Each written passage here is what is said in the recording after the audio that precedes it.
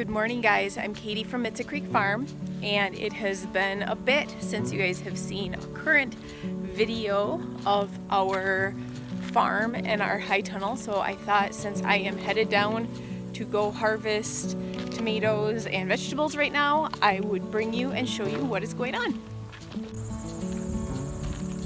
So this is where we planted our naked seeded pumpkins, and it needs to be mowed again. I never did get around to putting landscaping fabric down in there, but they're coming well, and we have pumpkins growing. And on that one, I can see it right there. So they are doing fine. Some of them are not, but that's to be expected because they're not getting any special watering or fertilizer, or they have no weed control, nothing. So that kind of is to be expected, but the other ones are looking great. Here's Beck's flowers. They're coming along great. We haven't had water in a while, so they're starting to get droopy. Oh, and look at what I see. I see some tomatoes growing in there, but look at all the weeds. I told him, usually I come down and weed that for him, and I told him that that's his responsibility this year. So it's his responsibility this year. That's his flower bed and his flowers. So I'm standing in front of the stone coop now. Our high tunnel is there. Mom's a pumpkin patch is right there. And you might see we have this wooden fence up. And this is actually an old deck railing that my parents had. They replaced all of their deck railings. And so we said we wanted that. We could use it for some sort of something here. And what we ended up doing is, these are extra mum pots. They're the big mum pots that we put 3 and 4 mums in. And my dad put cement in those and then put the tops of the deck railing in there as the support. And so we have a movable fence for the parking area. Let me move forward so you can kind of see it. So this, where I'm standing right now, is going to be the parking area, and I wanted something so that it was blocking so people wouldn't drive right up and park close to the buildings. So we can, because it's just 2 things of cement, we can move those and we can pull them forward if we want to, move them back. In the winter, we'll store them inside the stone coop so that we can plow and get the edges of the high tunnel plowed and everything without them being in the way. So hopefully it works out well. It does need another coat of paint because they've been sitting out, but I think it looks really nice. And because we planted these guys early and they're doing so well, we have harvestable pumpkins already. They are looking awesome in here. I am so happy with that. One thing about this landscaping fabric that we used for the mums, we didn't put any black fabric down underneath it, and I had asked the people who we bought it from if we needed to, and they were like, oh no, you don't need any. And I thought I had read that you needed to, and one of my friends even asked, and I said, well, the people I bought it from said we didn't need to, but I did ask. And I do notice that, I'm not quite sure if you guys can see, it is, the grass is growing underneath it. I think our saving grace here is that this is all sand, and so it's not going to be a lot of grass, so it's not doing a lot of damage or causing any issues right now. But if it was somewhere else, it probably would. So definitely, if you're using white landscaping fabric and you're going over something that's going to rapidly grow, you'll want to have the black fabric down. I've thought about pulling this up and mowing and putting landscaping or black plastic mulch down under it, but right now it's still doing okay. There's no point in moving all these mums just for that. So we shall see how that keeps going. We got another month, 5 weeks of growing season yet, so we'll see. So here inside the pumpkins, they're looking good. These are some small pumpkin pie pumpkins. Pie pumpkins, I believe is what they're called. This one here is a pink porcelain doll, and I'm doing something new this year, and I am doing a few pumpkin carvings or pumpkin etchings. This one here is for my nieces. So I'm doing the pumpkin carvings or pumpkin etchings. Pumpkin scarring is also what it's called, just to see how it works and see how it's doing. So I did a few, and so far it seems to be working really well. Let me show you another one that I did. I'm doing them, shouldn't say I'm doing them all on the porcelain dolls, but the porcelain dolls were the earliest ones, and I went through and one day just decided to do some, so I did that one for my nieces. And then here's one that I also did. So this is a porcelain doll as well. There's some more. These are pumpkin pie pumpkins. Those are, they have a lacy finish on them. I believe those ones are called Winter Luxury, but I'm not certain. I don't remember. I had two different types of pie pumpkins going on, and so I don't remember. I do know that this one, the one that has the, I don't even know what it's called. It's got like this lacy texture to it. It almost looks like a pumpkin that's been scarred or something. Anyways, I do know that they were hit hard by the cucumber beetles, and they seem to have gotten fungus or something from them, and so their leaves are looking funky. And those were the ones earlier this year that I wasn't even sure if I'd be able to save, and they've definitely produced, so they're good. But I'd prefer cucumber beetles, or I'd prefer plants that are a little hardier to cucumber beetles. So this is a type that I'm gonna have to think about for next year. On one hand, they're diseased and they're still producing great.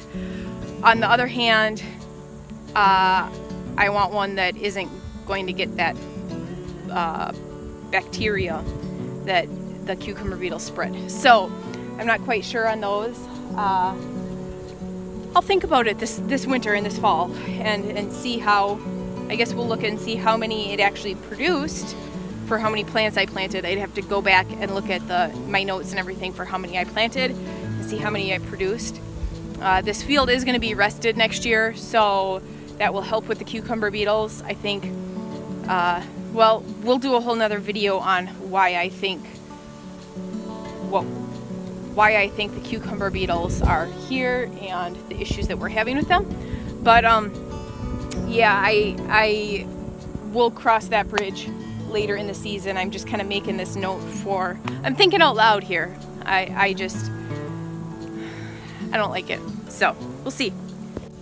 So this is what I'm talking about. Now I should have probably gone in and clipped some of these guys off and weeded that right there so that it had better airflow and everything, but you see these leaves?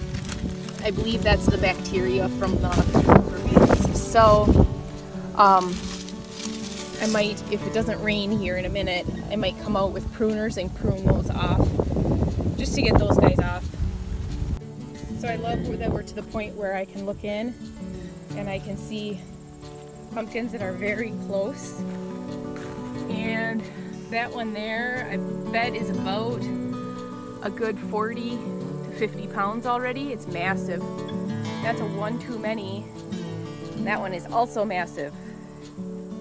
So we have a good variety already. Here's another one. This looks like, you know, I thought that was a porcelain doll, but it actually is a one too many.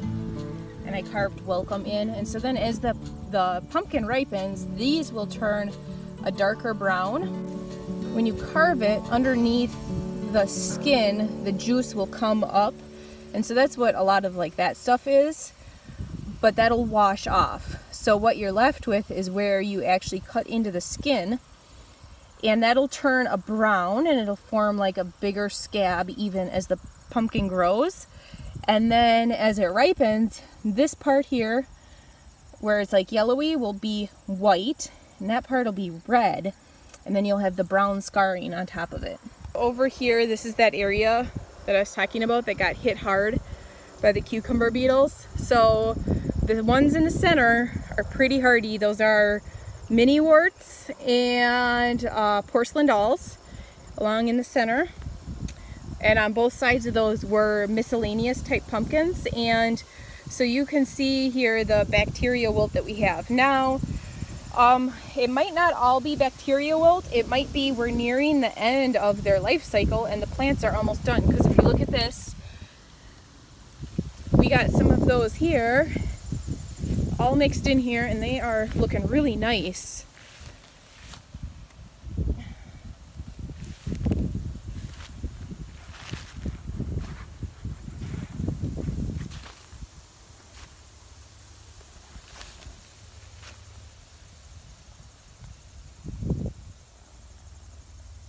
But these were the ones that were definitely hit hard with the cucumber beetles this spring, and the plants were looking pretty rough for a bit.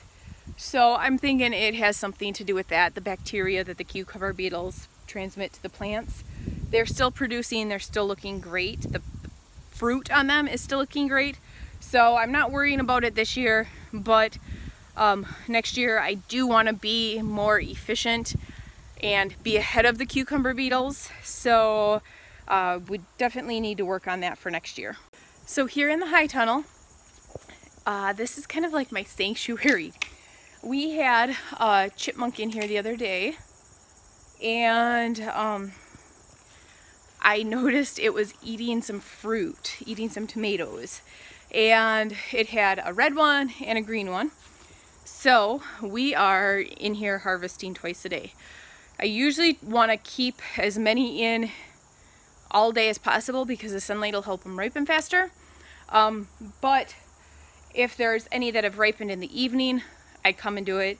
We're to the point where they're ripening so fast that it's better if I come down in the morning and at night. Otherwise, I'm down here for a few hours trying to harvest. We have been harvesting yellow pear off of these guys here, and then there's some over there as well. These ones have not ripened yet, which is no surprise. I believe these are early Cascade, and I am testing these ones by pruning them to see if they still produce like crazy.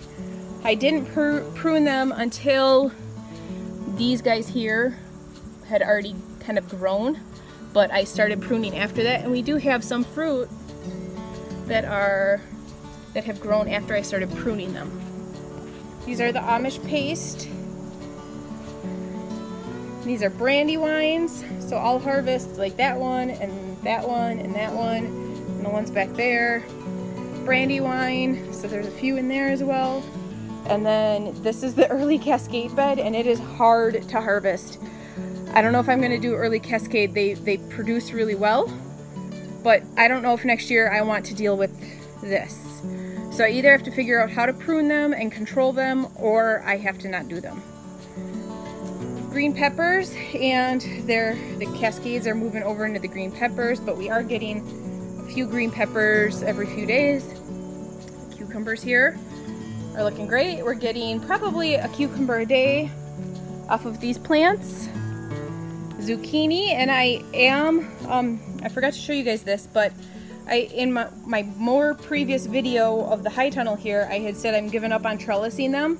And I actually started doing it again, and I'm pruning and trellising, because what I'm realizing is that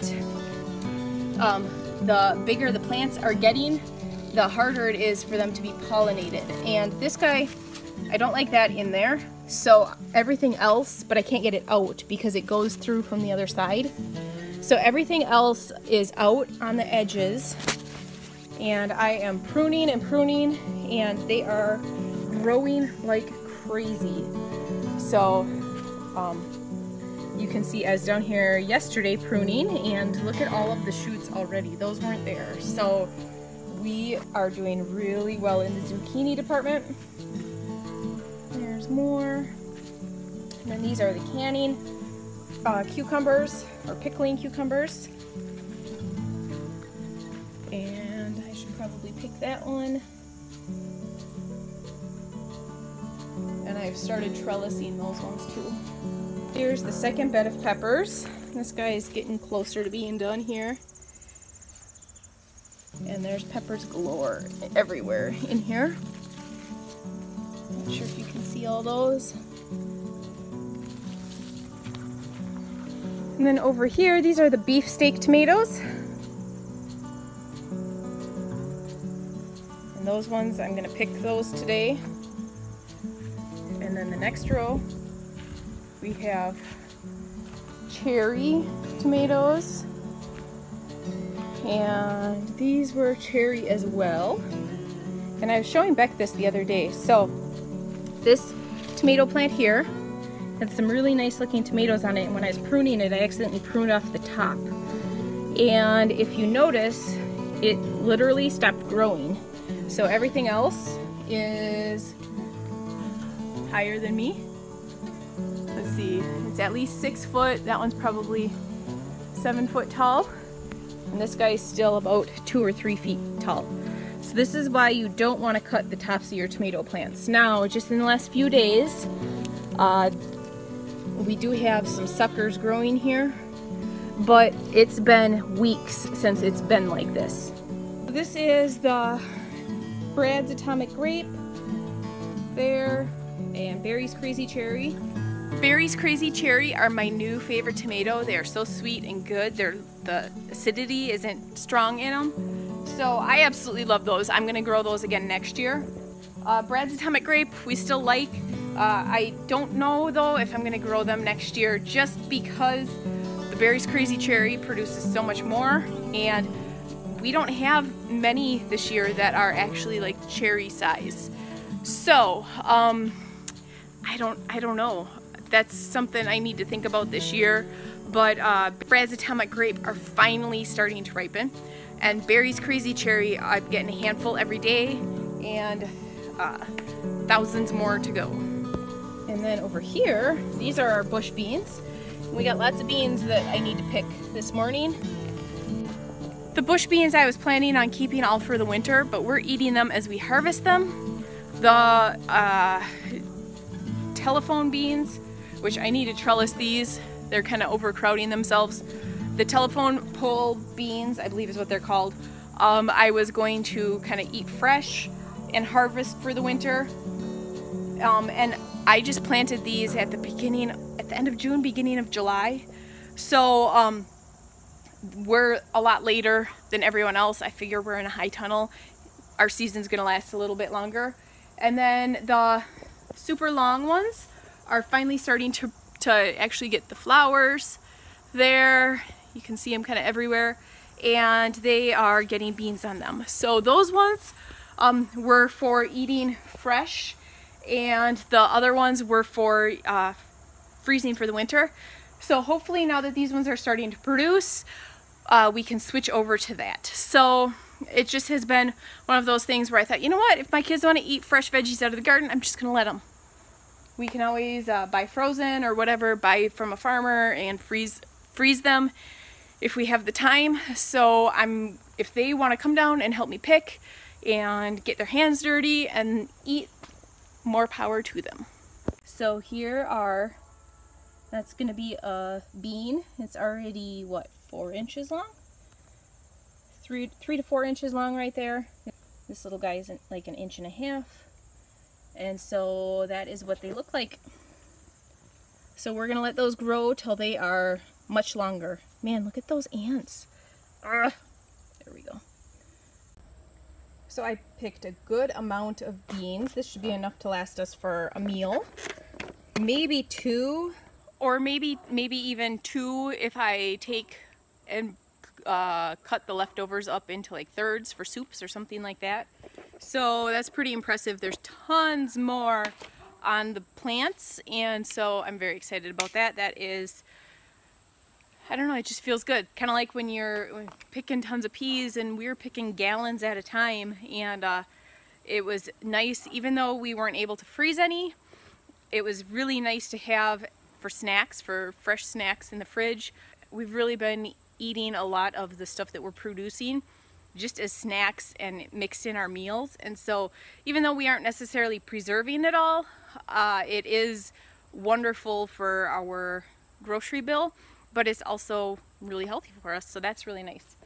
So now I'm going to start picking tomatoes, and Lily was just down here. We have a chipmunk in here, and it's making a nest over under those cabinets. So I really need to kick it into high gear for the stone coop and get these cabinets moved out of here so that I can put them in there. I just need to do one more scrub down in there and then they can be moved. So she was down watching the chipmunk situation, and I told her she can try to figure out a solution for that. And while she was doing that, she picked all of these. Those are early Cascade and cherry tomatoes. And so the chipmunk was running right by her, so she was able to get a good view on that. Well, the chipmunk wasn't scared or anything like that. So we killed 2 birds with 1 stone on there, and now I'm gonna start picking the big ones. Since there is a chipmunk, at least 1 chipmunk in here, I'm definitely taking them off as they blush. Like I said earlier, we had a few that were eaten. I don't think that they like the tomatoes, but I really don't want to risk it. So we're just gonna get these picked so that I'm not worrying about it, and then get some zucchini and cucumber picked so that I don't need to worry about them trying to munch on those, and hopefully stay ahead of the chipmunk.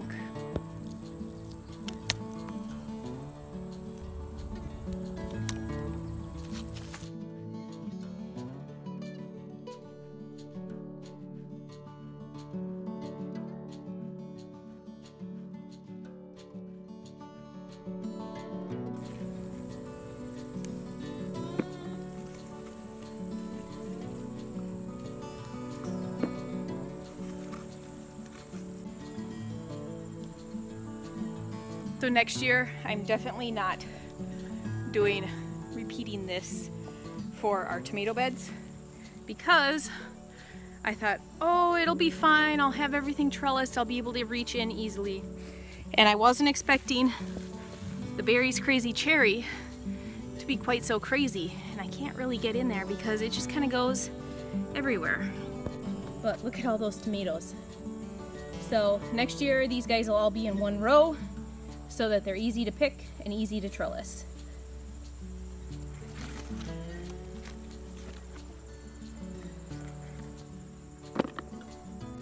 And on to the yellow pear. Now these guys, they taste pretty good. I'm not overly impressed with them. That one feels like it. Definitely not as sweet as the Berries Crazy Cherry, but they're okay. The kids like them, so that's all that matters. So Brad's Atomic Grape, Berries Crazy Cherry, and then a couple yellow pear. But I'm gonna pick zucchini, so I'm gonna put these guys in with the rest of the tomatoes in there. Man, look how pretty that looks. Some of these beefsteak, you can see down there, were getting to be about the perfect ripeness, but those were the first ones we picked. Those are beefsteak, here brandy wine. And then these are early Cascade. And then we have yellow pear. That one has a little crack in it. Yellow pear, Brad's Atomic Grape, and then Berries Crazy Cherry. And I'm gonna eat this one now. There's no doubt in my mind that the Berries Crazy Cherry are my favorite. They are so sweet, it's like eating candy. But I believe I got all of the tomatoes picked, good majority of them at least. I'm sure I missed some here and there. In fact, I'm looking in the early Cascades and I see some big ones just on the edge over there that we missed. So I got the tomatoes all transferred to the same crate. I'm gonna weigh them because it's just, I just want to know how much we harvested, and then I have to do some zucchini and cucumbers, and then that'll be done. This is starting to get to be a lot. I need to definitely pick twice a day like I was doing earlier, because when you're trying to pick all at once and film, it takes forever. But definitely my favorite, I would recommend the Berries Crazy Cherry out of all the tomatoes here. The beefsteak are amazing when they are ripe, when they're perfect ripeness. Oh, they taste so good. We've been having BLTs for supper with those and everybody loves them. But these guys, if these were bigger and you could slice them up easily for your BLT, oh, that'd be amazing. I'm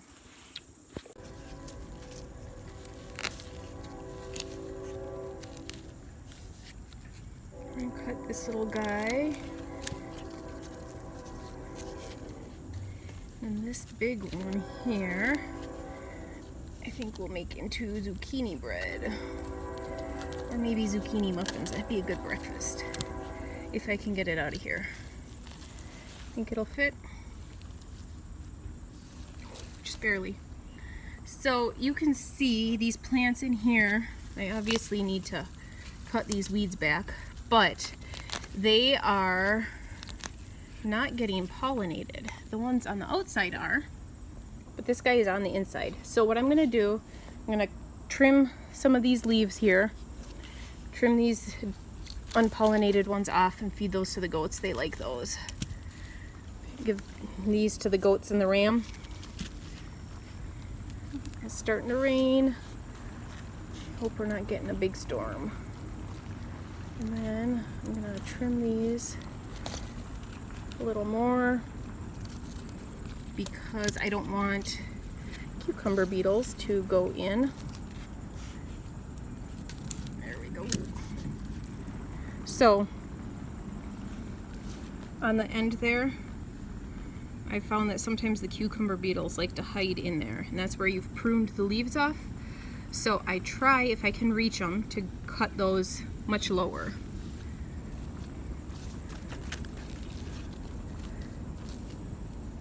But I don't want to cut off any flowers. So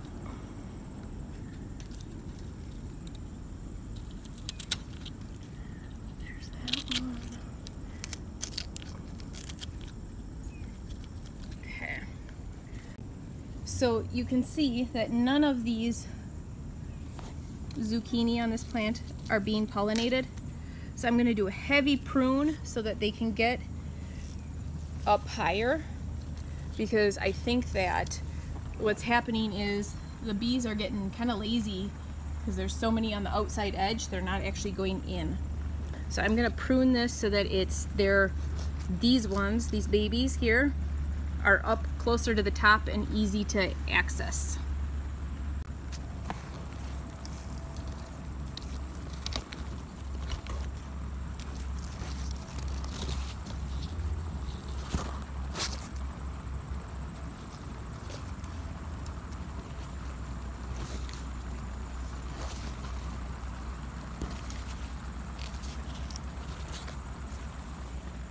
I'm amazed at how much water they hold in their vines or in their leaves. Get those guys off. There's no point in them trying to fix those because they will, and they'll keep trying to grow them. All that energy goes towards fruit that will not produce instead of going towards fruit that can produce. So I am heavily pruning these. And in one way I feel bad, but in another way, most people don't get much from what I've heard. This is my first year growing zucchini, but most people don't get much out of their zucchini crop. They only get like one kind of batch. And pruning, from what I've watched on YouTube videos, pruning has really helped extend people's zucchini seasons. And so I'm giving it a try, and I can tell you that we have gotten zucchini off of here every single day since they started producing, or since they've gotten mature enough. We come down, we eat zucchini oven roasted with some Parmesan or some like mozzarella blend cheese. We stick it in the oven or grill it or something like that, and we eat it pretty much every night with supper. And it is definitely something that we love, and with a little bit of garlic. Ooh, it's delicious. But we also are freezing it and shredding it so that we can use it throughout the winter and add it to muffins and that kind of stuff. So definitely something that you can get more than one crop out of. Just prune it, keep them hydrated, and they will keep producing for you. There's nothing like sitting on the ground in sharp zucchini leaves and having a great day and come and get all up in your face. Right, Theo? Hi. Yeah, I love you too, bud. Okay, out of here.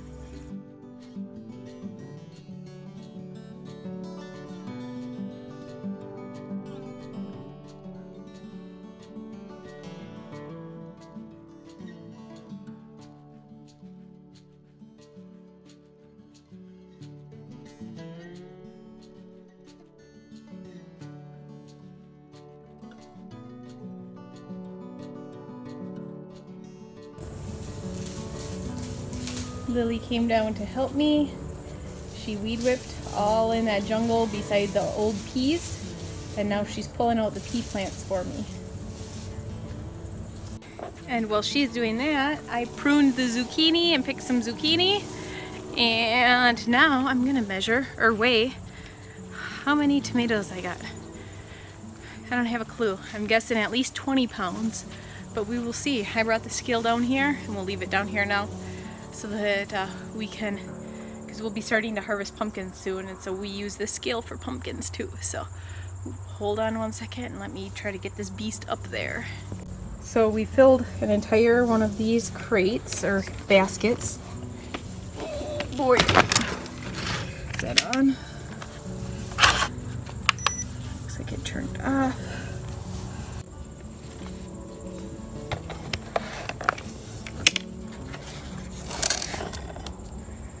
Alright, 19.78 is what it looks like to me. Let me hit hold.